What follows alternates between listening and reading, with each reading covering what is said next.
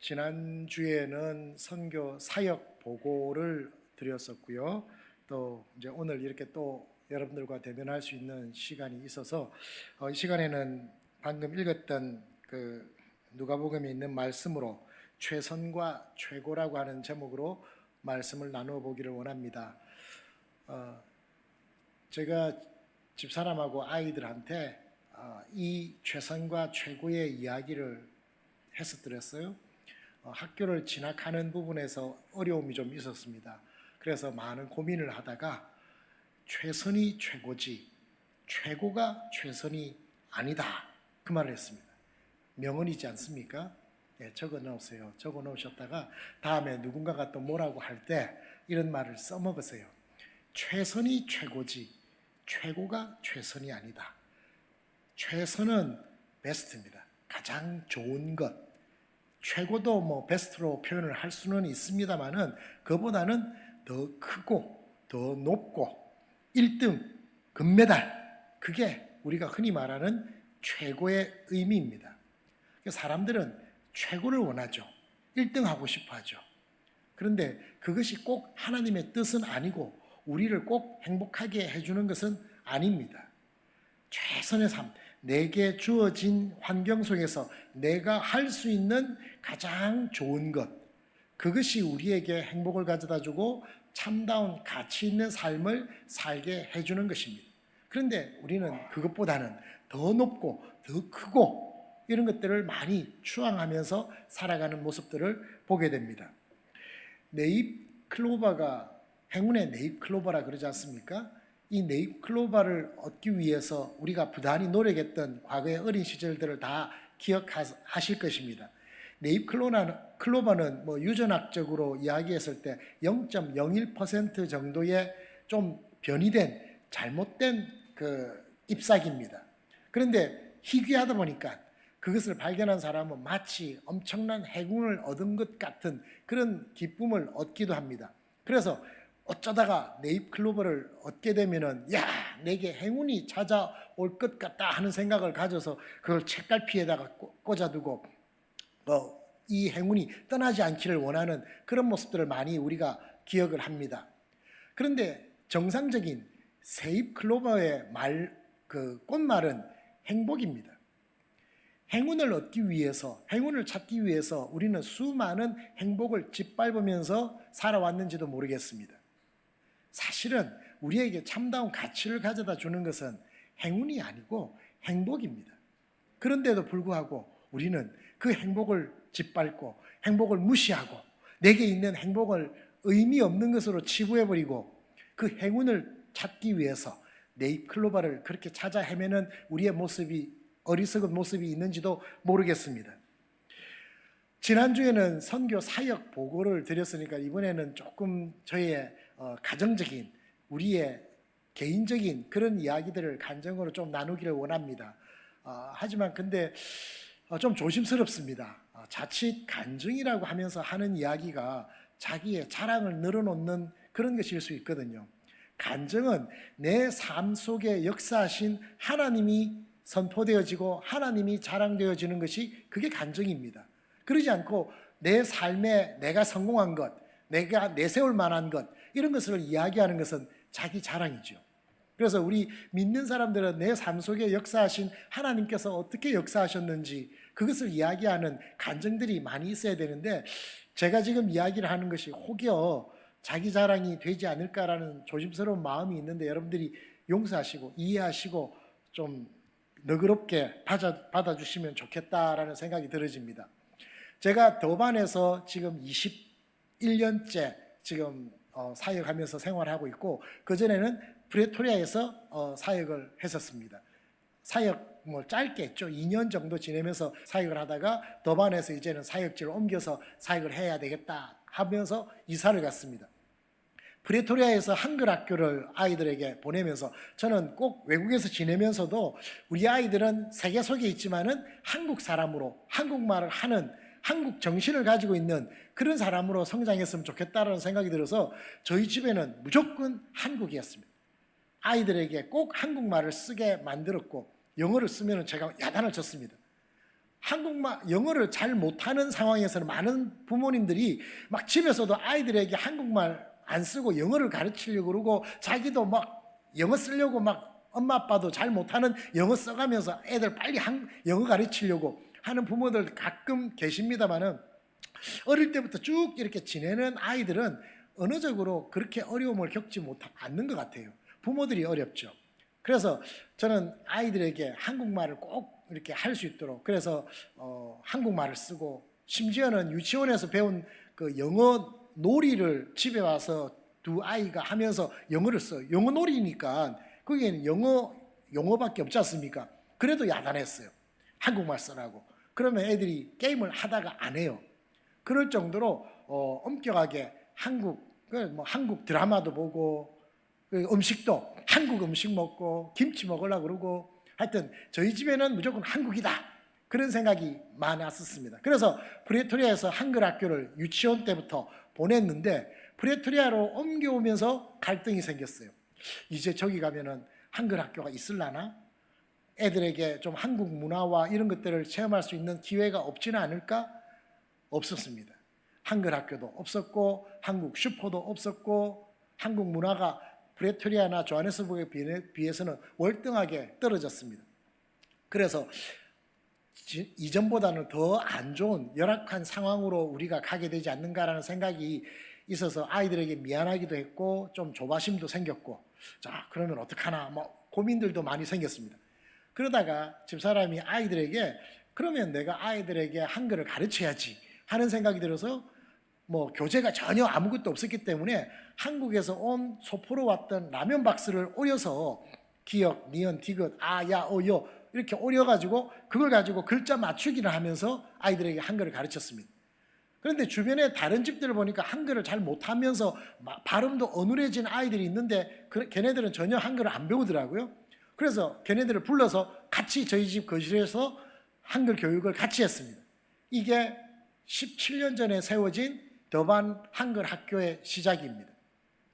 한글 학교가 없기 때문에 큰일 났다, 더 열악한 상황으로 갔기 때문에 우리에게는 우리 아이들 한글 교육에는 최악의 상황을 맞이하게 됐는데, 결과론적으로 보니까요 한글 학교를 세우게 됐고 많은 다른 어려웠던 한글을 배우지 못하는 사람들에게도 한글을 가르치게 됐고, 제가 한글 학교 교장이 되어서 지금까지 섬길 수 있는 기회가 되어졌고, 지금은 최근 들어서는 K-팝이 유명해지면서요 현지인들이 찾아와요. 그래서 현지인들에게 한글을 가르칩니다. 한국의 이 문화나 위세가 얼마나 외국에서는 대단한지 모릅니다. 열악한 상황에 떨어지면은 내게 손해가 될 것 같았는데 그 열악한 상황에서 내가 할 수 있는 최선을 했더니 더 이전보다 나은 최고의 경험들을 하게 되는 경우들을 왕왕 많이 느끼게 됩니다. 남아공에 갔더니 많은 교민들이 이야기를 합니다. 자녀들은 사립학교를 보내야 됩니다. 그래요. 사립학교는 가격이 세거든요. 저희들이 그 당시 이렇게 오는 후원금으로 애들을 보낼 수 있는 그런 형편이 못 됐습니다. 그런데 주변에서는 공립학교를 가면은 마약하고 담배하고 안 됩니다, 사립학교를 보내야 됩니다. 그래서 어떤 분들은 선교사님인데도 어렵게 생활을 줄여서 아이들을 사립학교로 보내는 분들도 있었고, 대부분이 교민들이 한두 가정을 제외하고는 다 사립학교를 보냈어요. 근데 우리도 이제 그것 때문에 갈등을 하게 됐습니다. 사립학교를 보내야 되는데 어떡하나 고민하다가 사립학교를 한번 찾아보자 했더니 정상적인 그냥 보통 사립학교는 가격이 너무 센데 외기라고 하는 선교본부에서 연결이 되어가지고 있는 자그마한 사립학교가 있었습니다. 기독교 학교인데 여기에는 운동장도 없고 수영장도 없고, 보통 사립학교에 운동장은 몇 개씩 되고요, 수영장은 기본적으로 있고 그 외에 도서관부터 해가 시설이 아주 좋습니다. 그런데 이 사립학교는 조그마한 가정적인 그런 사립학교이고 운동장 수영장 다 없고 그 대신 기독교 학교로 좀 알차게 아이들을 잘 가르쳤어요. 그래서 여기 가자 이렇게 하고는 이야기를 하면서 우리가 선교사다 하면서 이야기하면서 좀 재정적으로는 좀 어려움을 좀 호소를 했더니 가격을 한 70-80% 정도를 깎아줘요. 너무 싸죠. 공립학교 훨씬 안 되게 아주 싼 공립학교 가격으로 사립학교를 다녔었습니다. 그러다가 몇 년 지난 이후에 그 사립학교가 다른 이사장이 들어오고 교장이 들어오고 교사가로 바뀌어지면서 좀 어려워졌어요. 그래서 그 다음에는 다른 학교를 옮길 수밖에 없는 상황이 들었는데 여기에서 고민이 생겼어요. 우리 형편에 정상적인 사립학교를 보낼 수는 없고, 그렇다고 공립학교 보내자니 좀 너무 부모로서도 미안하기도 하고 어떡하나 고민이 생겼습니다. 그래서 빚을 내서 사립학교라도 보낼까 하다가 지금 우리 형편에 그것은 무리인 것 같고, 공립학교를 보내는데 지역군, 거기에도 학군제로 이렇게 가거든요. 그 지역에 있는 주민의 자녀들이 그 지역에 있는 학교를 보낼 수가 있었어요. 그래서 지금 현재 우리가 사는 지역은 학교가 수준이 조금 떨어지니까 이제 한 10만 원 정도를 더 투자를 해서 집을, 월세를 조금 더 좋은 지역으로 이사를 갔습니다. 그게 우리가 할 수 있는 최선이었습니다. 그러면은 그 지역에 있는 학군에 있는 좀 나은 공립학교를 보낼 수가 있었습니다. 첼시라고 하는 거기에 보냈습니다. 아무도 한국 사람이 다녀본 적이 없는 공립학교였기 때문에 우리가 1호였습니다. 그래서 좀 염려도 좀 하면서 걱정도 하면서 보냈는데 A반, B반, C반 이렇게 나누어져 있는데 성적으로 나눠요. A반은 제일 공부를 잘하는 반, B반은 그 다음에 C반은 여러 반이 있는데 여기에는 나머지 반. 우리가 경험을 해보니까 C반으로 들어가면 우리 교민들이 좀 염려하던 술, 담배하고 마약도 하고 불량배들 많습니다라고 했던 그런 것들을 경험할 것 같은 느낌이 들었어요. 그런데 A반하고 C반에 가면 여기에는 비교적 학부모들도 좀 애착이 있고 열심히 있는 사람들이 주로 보내고 집안도 좀 괜찮은 사람들이 많고 그랬었어요. 근데 감사하게도 우리 아이들이 여기 A반, B반에 다 갈 수 있어서 크게 걱정 없이 그렇게 애들을 학교를 보냈었습니다. 여기에서 꽤 애들이 공부를 열심히 잘 했었어요. 중학교를 가는데 우리나라하고는 중학교 체제가 좀 다릅니다. 거기에는 초등학교가 6년이 아니고 7년이고 그 다음에 중고등학교가 두 개로 나눠져 있고 지지 않고 하나로 뭉쳐서 5년제 중고등학교 학교입니다. 여기 이제 진학을 하는데 시험을 쳐서 공부를 잘하면 장학생으로 가기도 합니다. 근데 우리 아이들은 특히 이제 우리 큰애 아들은 그렇게 공부를 잘하지는 않았어요. 글쎄요, 좀 상위권 정도, 아주 최상위권은 아니고요, 상위권 정도였는데 거기에 집사람이 좀 제일 좋은 학교인 거기를 시험을 쳐보재요. 그래서 저는 반대했어요. 믿음이 없어서 그 정도는 안 된다고, 거기를 오라 그래도 문제라고, 등록금을 어떻게 할 거냐고. 적어도 장학금을 30% 이상은 받아야 될 텐데 50%를 받아도 이거는 나머지를 내기가 너무 우리가 버거우니까 거기는 안 된다고 하고는 공립학교 중에서 꽤 좋은 공립학교가 있었어요. 그러니까 저기를 보내자고 그랬는데 집사람이 거기도 보내려고 신청을 하지만은 이 사립학교 시험도 한번 쳐보겠대요. 그래서 쳐보라고. 그 대신 하여튼 최소한 30% 이상은 받아야지 일단은 한번 생각이나 해보겠다고 그렇게 하면서 쳐보라 그랬습니다. 쳤는데 시험도 쳤지만은 바이올린 이 테스트를 했는데 모든 걸 다 보거든요. 음악, 미술, 체육 다 봅니다. 근데 결국에는 50% 장학금을 받았어요. 그게 학교에서.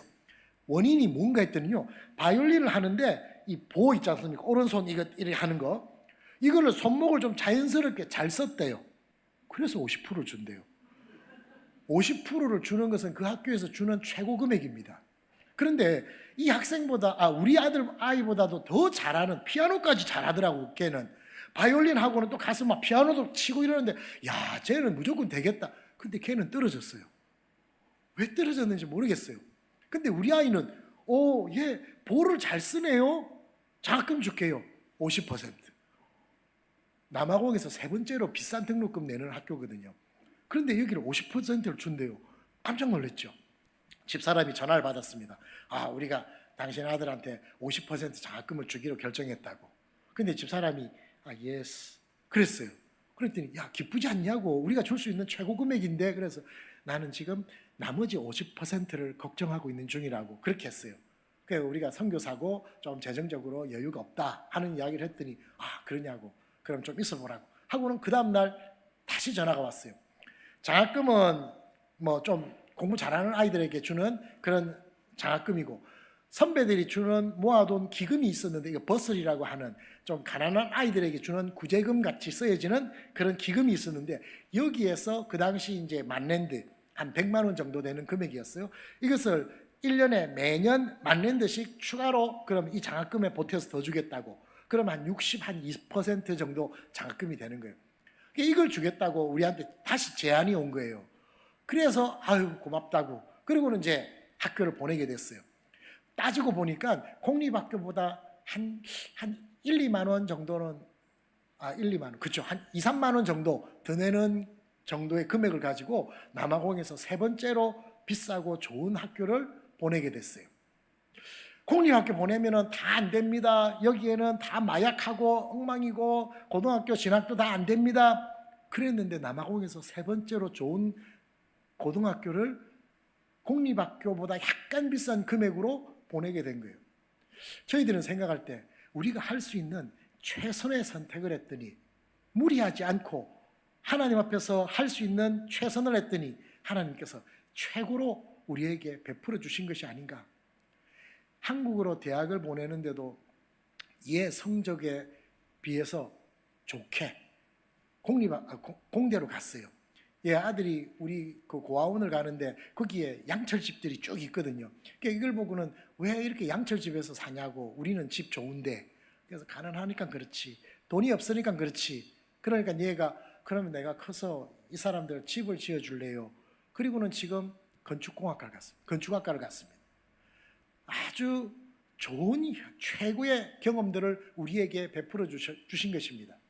이유는 우리가 할 수 있는 최선을 했기 때문에 하나님께서 최고를 베풀어 주신 것 같아요. 우리 딸도 마찬가지입니다. 우리 딸도 그 다음에 시험을 치는데 우리 딸은 공부를 좀 더 잘했어요. 그리고 뭐 미술도 하고 음악도 하고 체육도 하고 했었어요. 그랬더니 학교에서 75%의 장학금을 줘요. 두 학교에서 각각 75%를 주겠다고 해서 우리가 골라갔어요.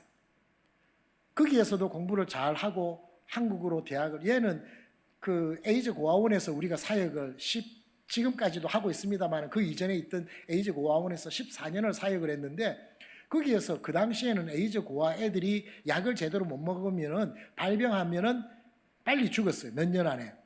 13년을 살았던 애가 가장 오래 살았던 경험을 가지고, 지금은 좀 다릅니다. 지금은 약이 개발되어졌고 무상으로 많이 나눠주기 때문에 지금은 형편이 좋습니다만은 그 당시에는 약값이 제대로 없고 하기 때문에 빨리 죽었어요. 몇 년 안에.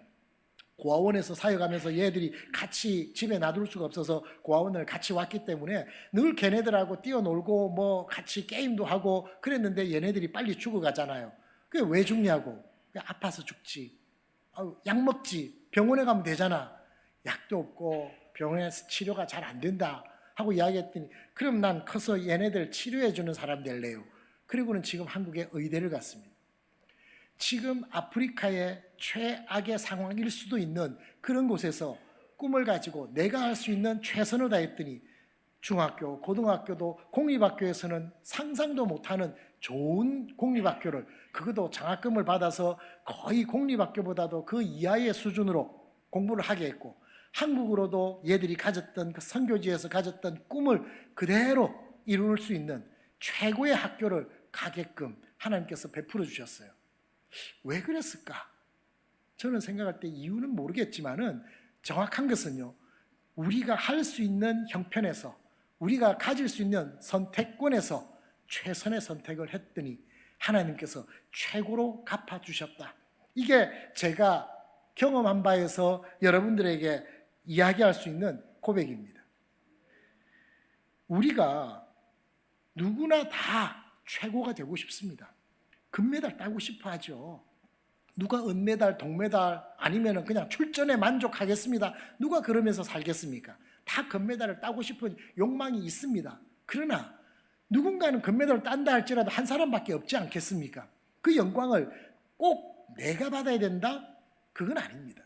내가 그것을 위해서 노력하고 달려가는 그 열심과 선택은 좋지만은 결과에 대해서는 하나님께서 허락하신 데 만족할 수 있어야 됩니다. 내가 선택할 수 있는 것은 여기에서 열심히 준비해가지고 출전해서 시험을 치는 것이고, 그 결과는 하나님께서 베풀어 주시는 대로, 거기에 감사하는 게 그게 우리의 최선의 삶이 아닐까요?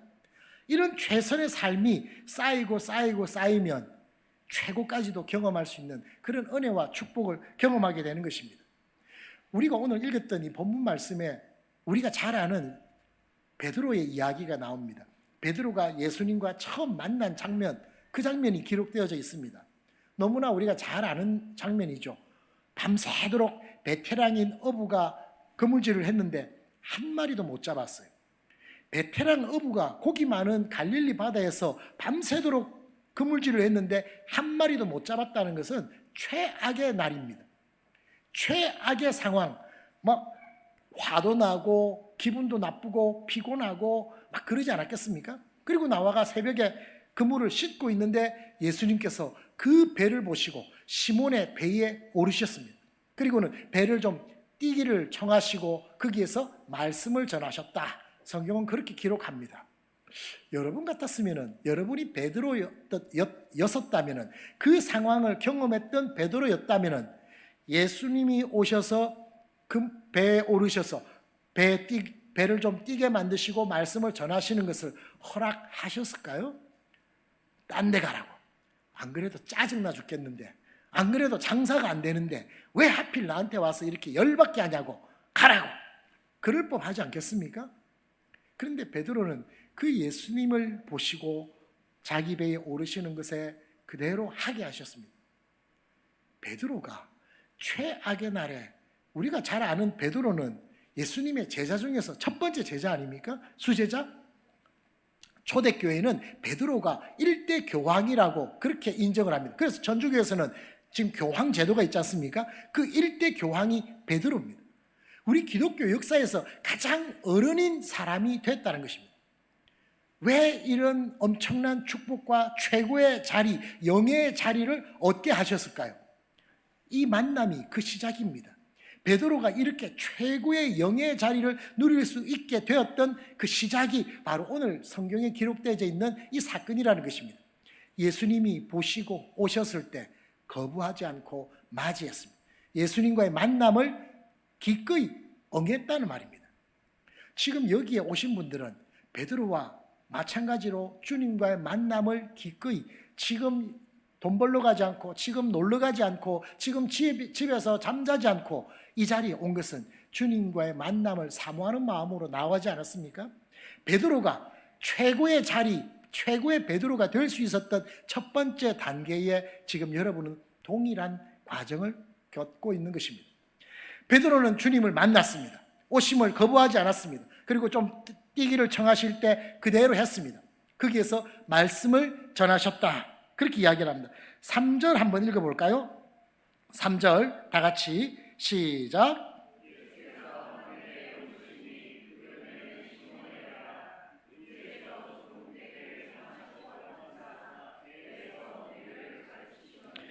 배에서 무리를 가르치시더니, 그런데 베드로는 그 배에 앉아 있었습니다. 가장 가까운 곳에서 그 예수님의 말씀을 다 청종하여서 들었다는 말입니다. 지금 여러분들처럼 하나님의 말씀을 집에서도 묵상하고 개인적으로도 묵상하고 인터넷에서도 또 듣고 또 이 자리에 나오셔서 하나님 말씀을 듣고, 이러한 열심이 바로 작은 베드로의 또 다른 모습이기도 한 것입니다. 베드로는 주님을 만났고 주님의 말씀을 들었던 사람입니다. 이 두 가지가 지금 여러분과 동일하다고 한다면 여러분은 베드로의 최고의 축복을 받기에 지극히 가까운 사람 중에 하나라고 볼 수 있습니다. 자, 마지막입니다. 4절, 5절. 베드로가 이렇게 최고의 베드로가 될 수 있었던 세 번째 단계, 4절, 5절 읽습니다. 시작.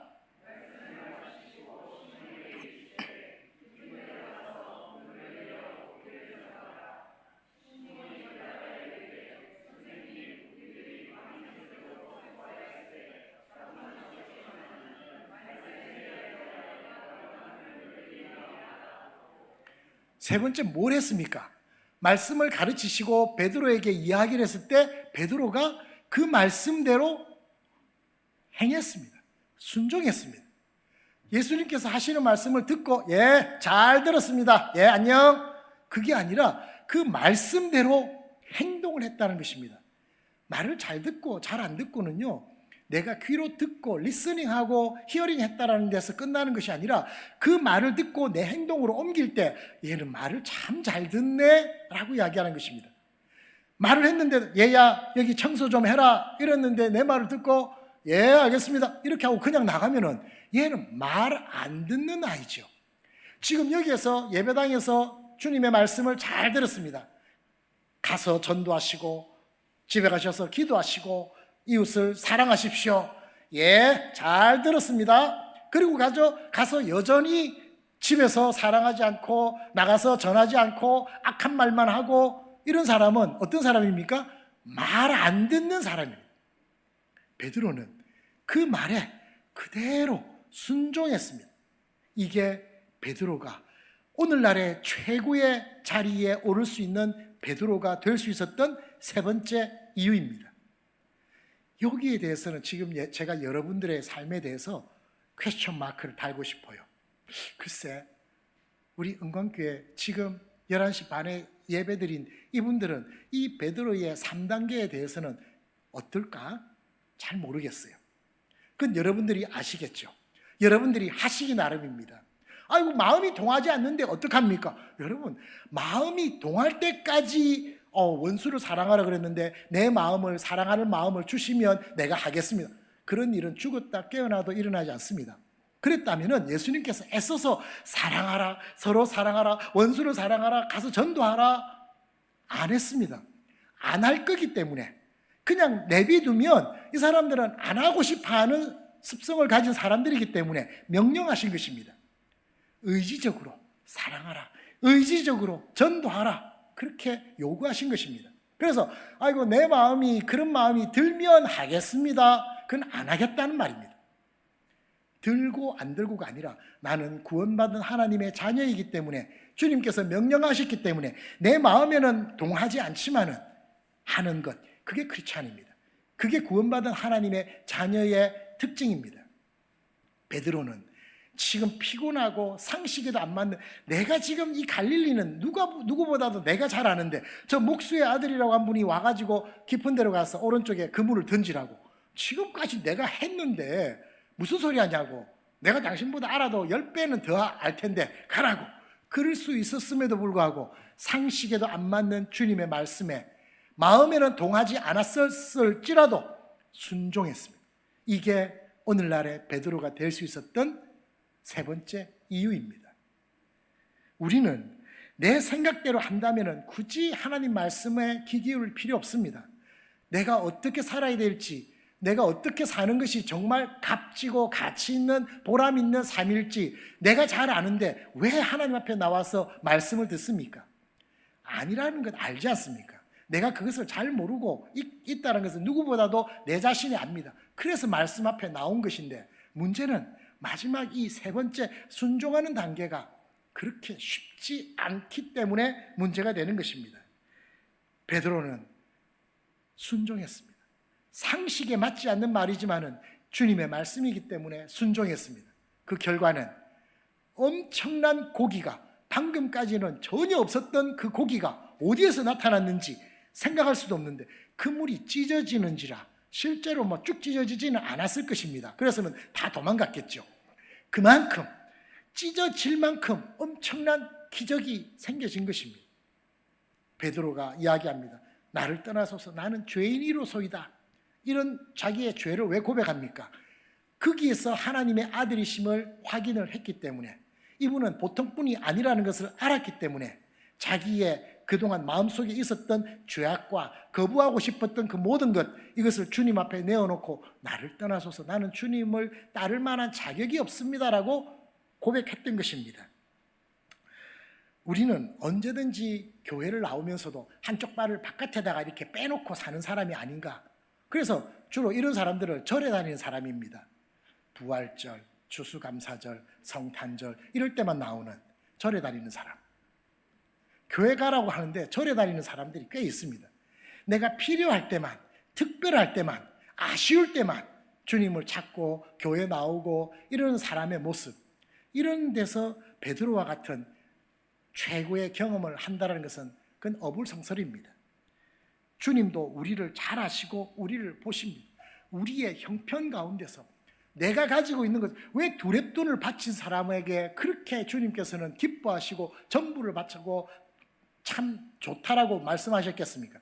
그 마음을 아시기 때문에 자기의 전부를 바치는 그 마음을 주님께서 보시고, 주님이 돈이 필요한 게 아니거든요.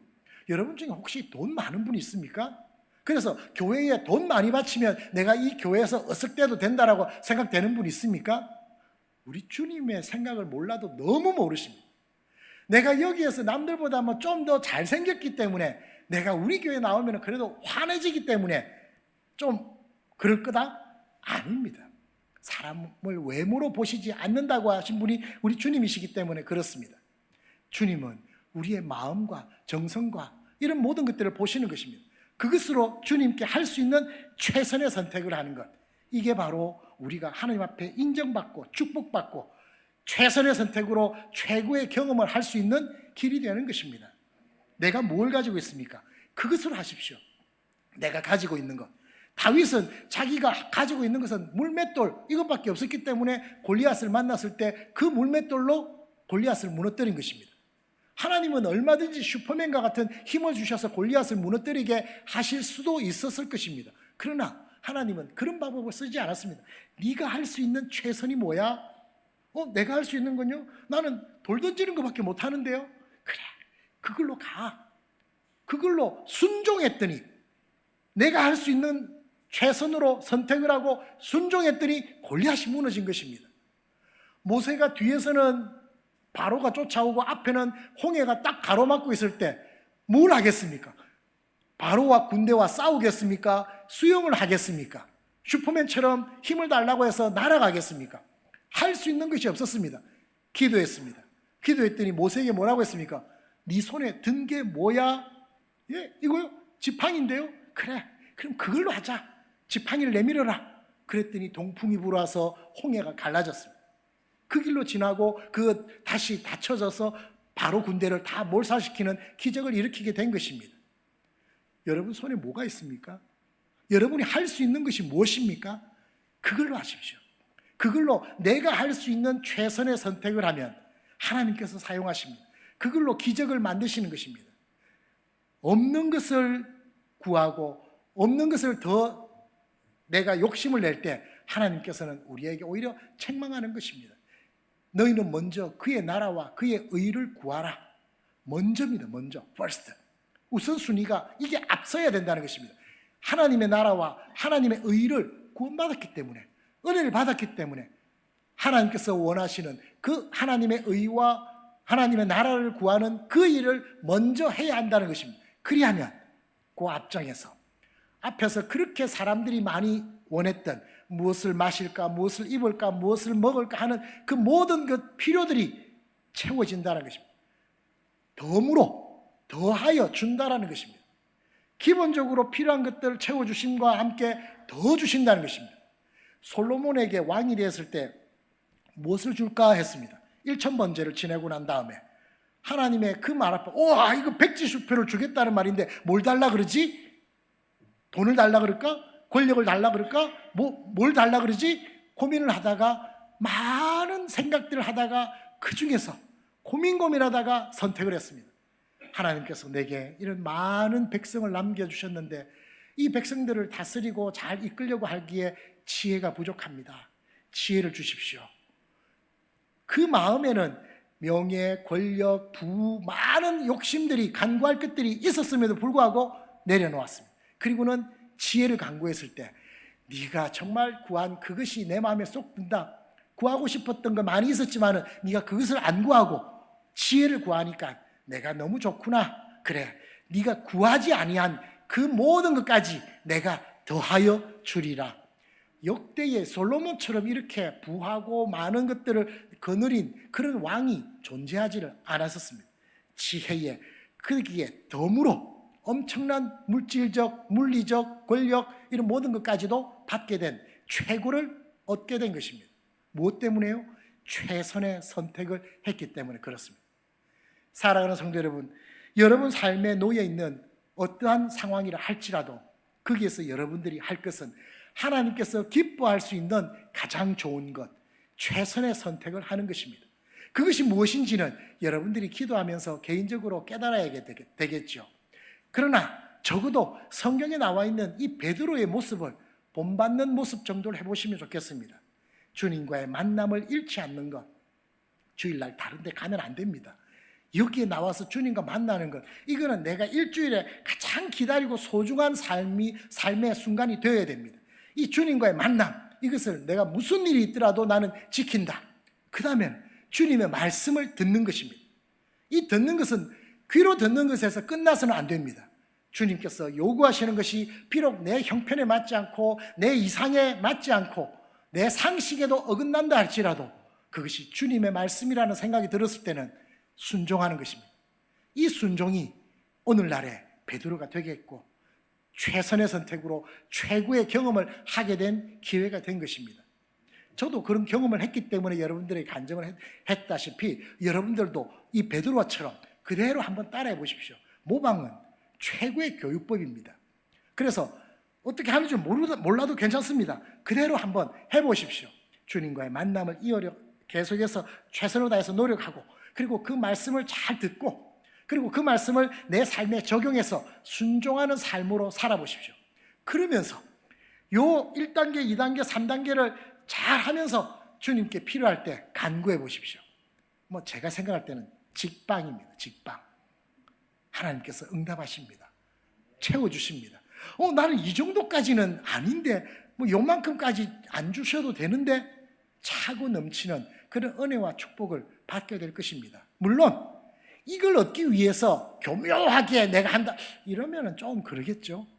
하나님 앞에서 최선의 삶, 이 노력은 우리가 애써서 마음이 동하지 않아도 해야 하는 사명입니다. 그것은 첫 번째는 하나님께 영광이지만 두 번째는 여러분의 삶의 자리가 더 풍성해지는 비결이라는 것을 깨닫고 하루하루를 이처럼 순종하는 삶을 살아서 더 하나님의 큰 은혜와 축복을 받는 저와 여러분들이 되기를 주님의 이름으로 축원합니다. 기도하겠습니다. 사랑이 많으신 하나님 아버지, 고맙고 감사합니다. 우리의 모습이 주님 보시기에 어떠할지, 베드로처럼 최악의 날을 맞이한다 할지라도 그 속에서 내가 할 수 있는 최선의 선택을 해서 베드로처럼 최고의 삶을 살는, 축복을 받는 그런 우리 은광교회 모든 성도님들의 가정이 될 수 있도록 인도하여 주옵소서. 예수님 이름으로 기도합니다. 아멘.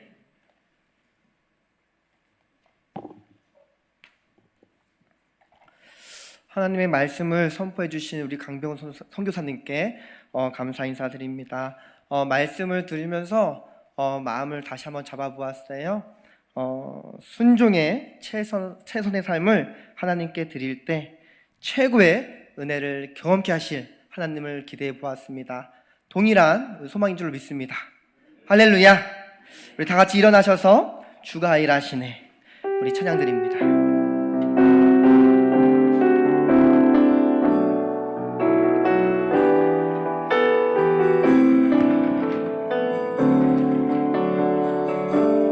날이 저물어 갈 때, 날이 저물어 갈 때, 빈들에서 걸을 때, 그때가 하나님일 때,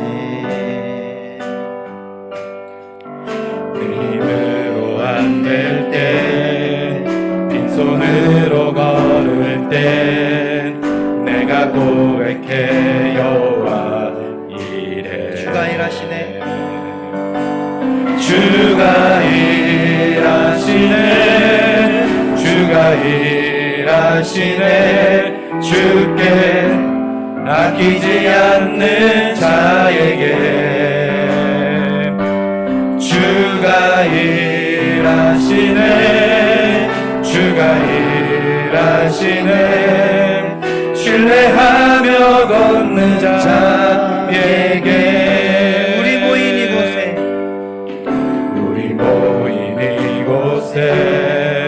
주님 함께 계시네. 누리네 아버지네. 적은 떡과 물고기 내 모든 걸 드릴 때 내가 고백해 여호와 이래요. 주가 일하시네. 주가 일하시네. 주가 일하시네. 주께 아끼지 않는 자에게 주가 일하시네. 주가 일하시네. 신뢰하며 얻는 자. 다시 한번 믿음으로 선포합시다. 주가 일하시네. 주가 일하시네. 주가 일하시네.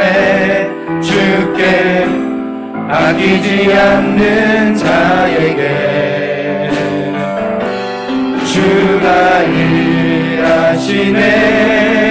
주가 일하시네.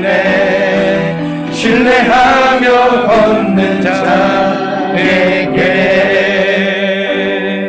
할렐루야. 우리 강병훈 선교사님 축도해 주시겠습니다. 이제는 우리 주 예수 그리스도의 크신 은혜와 하나님 아버지의 지극하신 사랑하심과 성령님의 감화 감동 위로 교통하심이 어떠한 삶의 현장이라 할지라도 내게 허락하신, 내게 주어진 달란트로 최선의 선택을 해서 하나님께서 예비하신 최고를 경험하는 삶을 살기로 다짐하는 이 예배에 동참한 모든 주의 백성 머리 위에, 그들의 가정과 학업과 사업장 위에, 또 병석에서 지내는 우리 유해남 목사님 그 건강 위에 이제로부터 영원토록 함께 있을지어다. 아멘.